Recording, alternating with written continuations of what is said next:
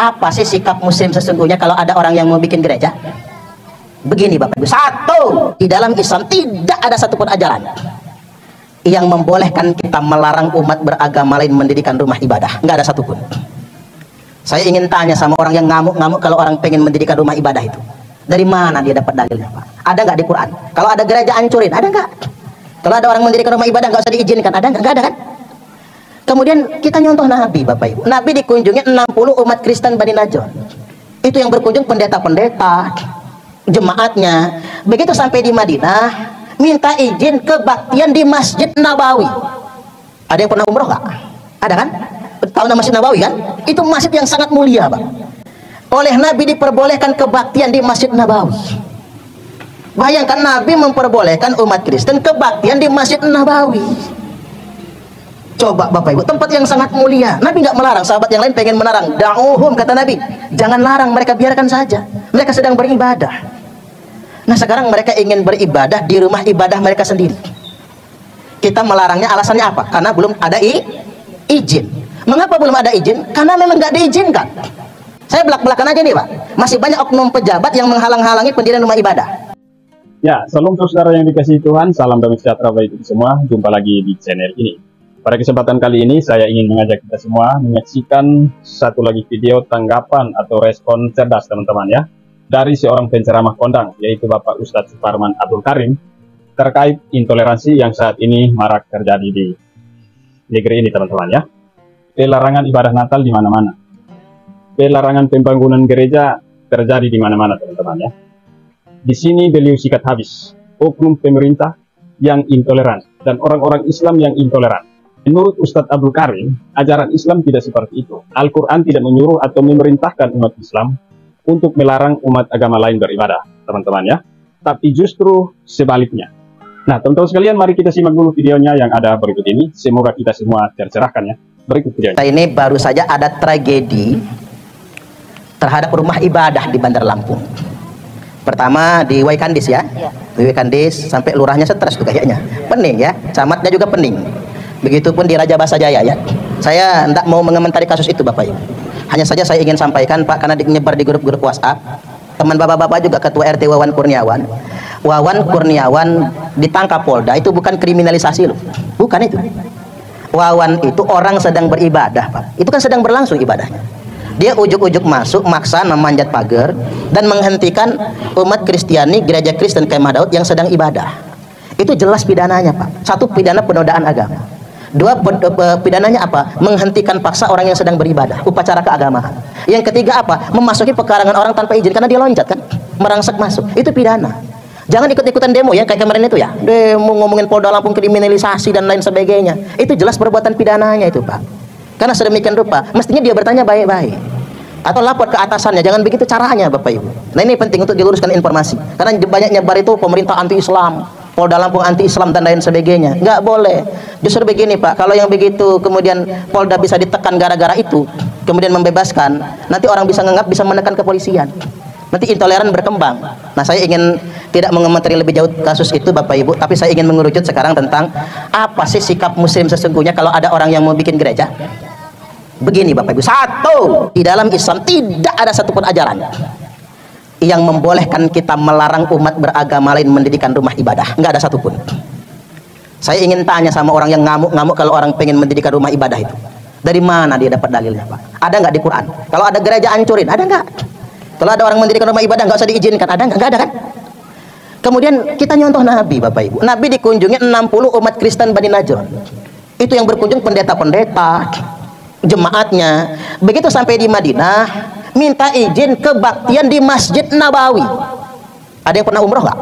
Ada kan? Tahu nama Masjid Nabawi kan? Itu masjid yang sangat mulia Pak. Oleh Nabi diperbolehkan kebaktian di Masjid Nabawi. Bayangkan Nabi memperbolehkan umat Kristen kebaktian di Masjid Nabawi. Coba Bapak Ibu, tempat yang sangat mulia. Nabi nggak melarang, sahabat yang lain pengen melarang. Da'uhum, kata Nabi, jangan larang mereka, biarkan saja. Mereka sedang beribadah. Nah sekarang mereka ingin beribadah di rumah ibadah mereka sendiri. Kita melarangnya alasannya apa? Karena belum ada izin. Mengapa belum ada izin? Karena memang nggak diizinkan. Saya belak-belakan aja nih Pak.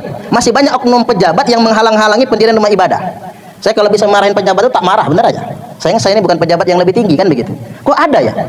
Dan saya menyayangkan Bapak Ibu ketika mohon maaf ini pemerintah daerah tidak bisa menyelesaikan masalah ini. Ingat saya bukan PNS, jadi saya berani ngomong Pak. Di Minahasa Tenggara, mohon maaf, di Minahasa Tenggara Pak, ada masjid nggak bisa dibangun karena kita minoritas muslimnya kan, mayoritas non muslim. Nggak selesai dibangun. Bupatinya turun tangan, apa masalahnya? Ada beberapa oknum warga menolak. Langsung dia minta, saya jadi ketua pembangunan, panitia pembangunan masjid. Langsung nyumbang 500 juta. Warga kemudian menerima masjid itu berdiri. Luar biasa. Kalau semua bupati wali kota se-Indonesia kayak gitu modelnya, aman Indonesia ini. Betul nggak kira-kira? Tepuk tangan dulu.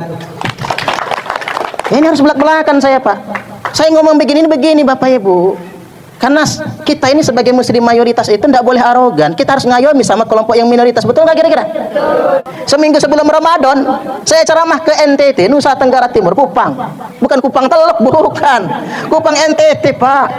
Naik pesawat aja mampir dulu 3 bendara. Saking jauhnya itu kan. Sampai di sana saya sampai salah jam. Olehnya ngawal saya ditelepon, Ustadz, udah salin belum? Kita langsung mau ngisi acara. Kata saya kan masih 1 jam lagi. Waduh salah jam itu Ustadz. Ini waktu Indonesia Tengah kata dia, bukan waktu Indonesia Barat. Saya ngeliat jam di tangan soalnya Pak. Kalau ngeliat jam di HP otomatis menyesuaikan dia. Oh iya juga. Saya ceramah di sana Pak, 80% non muslim. Paling mayoritas agama Katolik. Yang kedua Protestan. Baru Islamnya yang ketiga. Di sana Kupang itu Bapak Ibu, masjid bebas berdiri di lingkungan orang muslim. Makanya Kupang itu kota paling toleran nomor 4 se-Indonesia maksud saya. Kota toleran nomor 4 se-Indonesia. Artinya Bapak Ibu, saya malu gitu loh. Saya diundang ke sana dan saya malu ketika di Lampung sedang viral. Orang susah sekali untuk beribadah. Sekarang begini Pak, kita jujur-jujur aja. Mengapa lurah tidak bisa tanda tangan rekomendasi? Jawabannya, karena lurah takut ditekan oleh warga. Bener nggak kira-kira? Ini ketakut Pak. Camat takut sama warga. Kan begitu. Nah mestinya ustadz, kiai-kiai, ketua RT, lurah itu kita sama-sama mengedukasi masyarakat. Biarkan kalau ada gereja mau berdiri tidak apa-apa. Kalau kata Gus Dur, saya lebih takut kalau samping rumah saya diskotik daripada gereja. Betul nggak kira-kira? Di Indonesia ini Pak, lebih mudah bikin tempat karaoke sama pijat plus daripada gereja, betul nggak? Coba kalau di samping rumah kita ada pijat plus, kan pengen mampir. Saya nggak nunjuk bapak-bapak lah. Kalau Pak Joni nggak mungkin lah, ada senior banget ya. Saya nunjuk diri dewe. Lagi pegel-pegel pulang ceramah kok ada pijat plus ya. Langsung salin pakai celana jeans, baju kaos oblong, kacamata hitam, topi hilang ustadznya. Nggak kecilan, enggak nyaman kita. Cuman kalau samping rumah kita gereja, lu apa masalahnya? Orang beribadah kepada Tuhannya, betul nggak kira-kira? Terus ini saya ingin luruskan Bapak Ibu, masih ada loh zaman sekarang ini orang yang mengatasnamakan pendakwah Islam tapi malah nyaci maki agama lain. Padahal jelas di Quran itu Pak, wala tasubbul ladzina yad'una min dunillah. Tidak boleh menghina Tuhan-Tuhan agama lain. Tidak boleh menghina agama lain. Kok laku ya penceramah kalau kerjaannya nyaci maki agama lain, kok laku? Kok banyak yang mengikutinya? Nah ini jangan dicontoh yang kayak gitu Bapak Ibu. Saya ini harus meluruskan di forum-forum seperti ini. Islam tidak begitu. Islam itu agama rahmatan lil alamin. Betul nggak kira-kira? Oke, dikit pelajaran lagi. Coba kita lihat di Amerika dan Eropa. Banyak masjid bekas gereja. Di kota London. London itu kerajaan Inggris loh. Kerajaan apa? Kristen. Inggris itu kerajaan Kristen Pak. London itu ibu kotanya Inggris. Di London itu ada 423 masjid yang tadinya dari gereja. Karena masyarakat Eropa kan banyak liberal ya, banyak berhenti nggak beragama gitu, banyak milih ateis. Nah ada gereja-gereja yang kehilangan jemaat, maka gereja-gereja yang kosong ini kemudian dijual jadi masjid, nggak jadi masalah. Begitu mereka sangat tolerannya. Coba jajal di Perumnas Wekan di sini, ada masjid berubah jadi gereja, habis dibakar massa, yakin saya. Nah ini Pak, coba kita gunakan timbang perasaan, logika sederhana. Oke, saya ingin ngajak orang-orang muslim itu, yuk kita dewasa, yuk kita ngayom ya Pak. Karena begini, kita ini kurang apa sih? Enggak ada negara muslim yang sebebas Indonesia dalam berislamnya. Contoh begini, di Arab speaker masjid hanya boleh untuk azan. Di Indonesia bisa buat tadarusan, iya Pak ya? Di luar negeri Bapak Ibu, masjid jaraknya jauh-jauh. Di Arab, masjid kalau masyarakat bangun masjid tanpa izin pemerintah dihancurkan, masjid diror namanya. Makanya jarak masjid jauh-jauh. 1 kilo paling dekat, 3 kilo, 5 kilo. Indonesia ini yang dekat-dekatan 1 RT, 2 masjid, 3 masjid, malah masjidnya saingan lagi. kenceng-kencengan tuh di Sukarame tuh. Masjidnya dekatan. Bu ya. Dekat masjid Bu apa? Bu Sening sih itu kan. Dekatan kan 15 meter. Saingan sedemikian rupa. Ini Indonesia. Di Jawa itu ada cuma 5 meter jaraknya. Seberangan jalan. Kata saya ini dipakai Jumat semua, pakai Ustaz. Lo apa enggak saingan? Enggak. Yang ini Masjid NU PKB. Yang seberang itu Masjid NU P3. Oh kalau begitu besok kita bikin aja Masjid NU PDI Perjuangan, Masjid NU Golkar dan lain sebagainya. Begitu bebasnya Pak. Di Brunei Darussalam kerajaan Islam, Malaysia kerajaan Islam. Saya pernah keliling 5 provinsi di Malaysia itu. Dulu Pak Sarudin yang ngasih ongkos saya soalnya. Itu masih jauh-jauh, nggak kayak kita loh Pak. 3 kilo, 5 kilo. Brunei itu 5 kilo. Kalau mau Jumatan naik bis, kerajaan Islam itu. Makanya yang suka geger-gegeran itu biasanya Bapak Ibu kopinya kurang kental, mainnya kurang jauh, makanya suka geger-gegeran. Baik, terakhir Indonesia ini Bapak Ibu negara dengan jumlah masjid terbanyak sedunia internasional. Jumlah masjidnya 800.000 masjid, dan provinsi yang paling banyak masjidnya Jawa Barat 60.000 masjid. Nomor 2 Jawa Tengah 50.000 lebih. Nomor 3 Jawa Timur 48.000 lebih masjid. Nomor 4 Sulawesi Selatan 14.000 masjid. Nomor 5 Lampung 12.000 masjid lebih. Artinya yuk kita merepresentasikan Islam yang rahmatan lil alamin. Jangan sok kita banyak lalu arogan. Justru karena kita mayoritas, kita harus ngayomi dengan yang minoritas. Kalau ada saudara kita, tetangga kita yang minta izin mendirikan rumah ibadah apapun agamanya, saran saya diizinkan saja, nggak akan berdosa. Contohlah akhlak Nabi.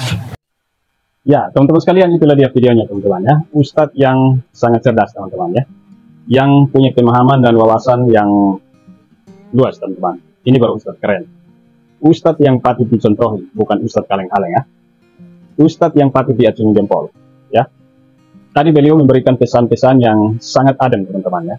Dan dia juga menyinggung soal pemerintah daerah yang tidak bisa menyelesaikan masalah-masalah intoleransi yang saat ini terjadi. Saya setuju teman-teman ya dengan Bapak Ustadz ini ya.